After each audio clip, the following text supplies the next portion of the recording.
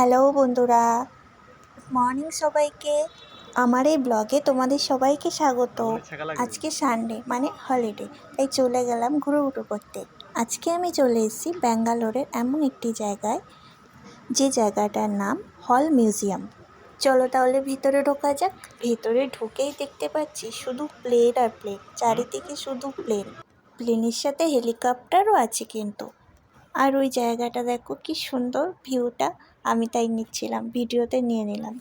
তোমরা যারা আমার ভিডিও দেখছো, আমার ভিডিও ভালো লাগলে যারা ফেসবুক থেকে দেখছো তারা ফলো করো, আর যারা ইউটিউব থেকে দেখছো তারা আমার চ্যানেলটা সাবস্ক্রাইব করো, যাতে আরও নতুন নতুন ভিডিও তোমাদের কাছে পৌঁছে যেতে পারে।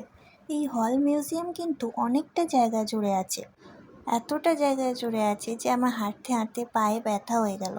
এখানে দেখো রকেটের মতো একটা আকৃতি করা আছে, সব জায়গায় শুধু রকেট, প্লেন, হেলিকপ্টার। দেখো দেখো এই জায়গায় একটা হেলিকপ্টার, এটার সাথে আমি একটু ফটো তুলে নিলাম আর ছোট করে ভিডিও করে নিলাম। আমি এটার উপর ওঠার জন্য ট্রাই করছিলাম, কিন্তু কেউ উঠতে দিল না। প্লেন ছাড়া তো আর কিছু দেখতে পেলাম না। প্লেন ছাড়াও, হেলিকপ্টার, রকেট ছাড়াও এখানে সুন্দর প্রাকৃতিক দৃশ্যও রয়েছে। পার্ক টাইপের একটা জায়গা, যেখানে মানুষ বসে আড্ডাও দিতে পারে, ফ্রি টাইম কাটাতে পারে, আর বাচ্চাদের জন্য খেলাধুলার জায়গাও করা রয়েছে। চলে গেলাম আরেকটা জায়গায়, যেখানেও একই রকম জেট প্লেন রাখা আছে।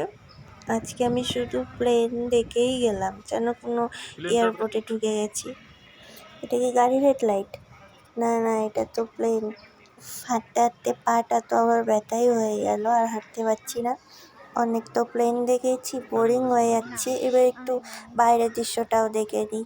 কত সুন্দর ফুল গাছ লাগানো চারিদিকে, প্রাকৃতিক সৌন্দর্য অসাধারণ সুন্দর। প্রাকৃতিক সৌন্দর্যের সাথে আমিও তাল মিলিয়ে কটা ছবি তুলে নিলাম আর রিলস ভিডিও বানিয়ে নিলাম।